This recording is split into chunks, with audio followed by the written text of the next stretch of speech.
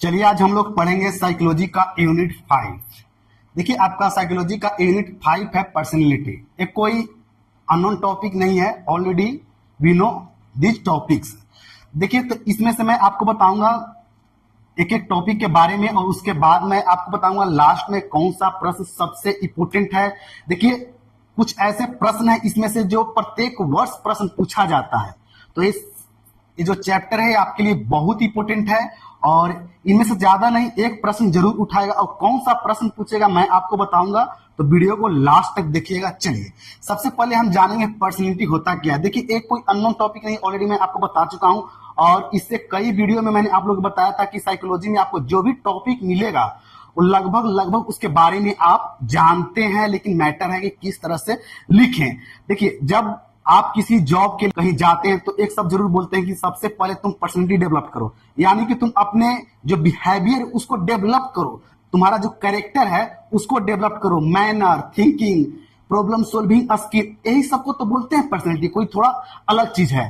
तो देखिए यही सब वर्ड को जोड़कर एक क्रिएट करेंगे, एक डिफाइन किसका, पर्सनैलिटी का, समझे। अब नेक्स्ट टॉपिक पढ़ेंगे टाइप ऑफ पर्सनैलिटी। देखिए इसमें कई तरह के टाइप्स होते हैं। आप लोग की अस्टेबल पर्सनैलिटी हो गया, न्यूरोटिक पर्सनैलिटी हो गया, हिस्टोरिक पर्सनैलिटी हो गया और एक्सट्रावर्ट और इंट्रावर्ट। इसमें आप ज्यादा फोकस कीजिएगा एक्सट्रावर्ट और इंट्रावर्ट के लिखने के लिए, क्योंकि बहुत सारे हैं।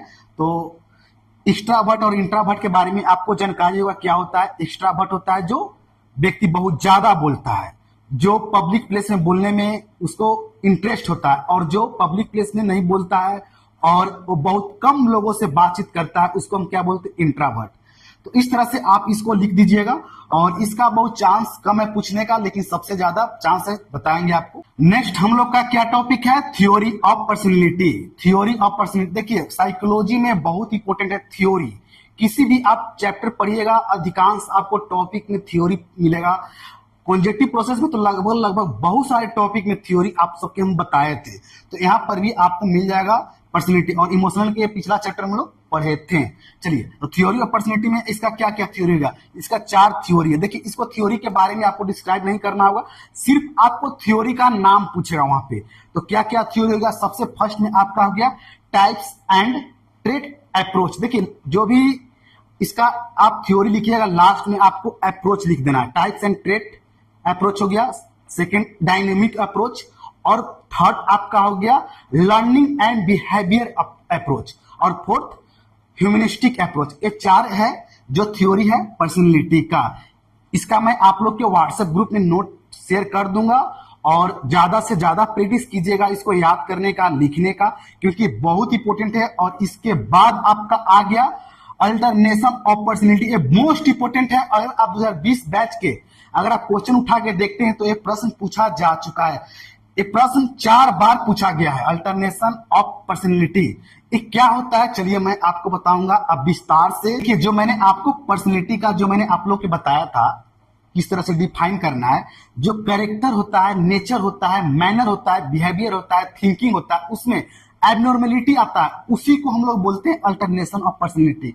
जैसे में अगर कोई व्यक्ति है कब एबनॉर्मल होगा, जब वो फ्रस्ट्रेट हो जाएगा, स्ट्रेस हो जाएगा, तब ना वो एबनॉर्मल होगा।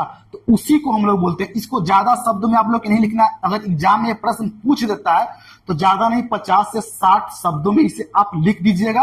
और इसमें ज्यादा आप मेंशन यही कीजिएगा कि जब जो पर्सनैलिटी का जो कैरेक्टर होता है, नेचर होता है, उसमें एबनॉर्मल हो जाएगा, उसी को हम बोलते हैं पर्सनैलिटी, अल्टरनेशन ऑफ पर्सनैलिटी।